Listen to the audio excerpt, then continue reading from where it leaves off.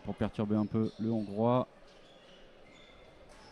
Ouais, super celle-là. Oh, elle le met bien. Exactement, ouais.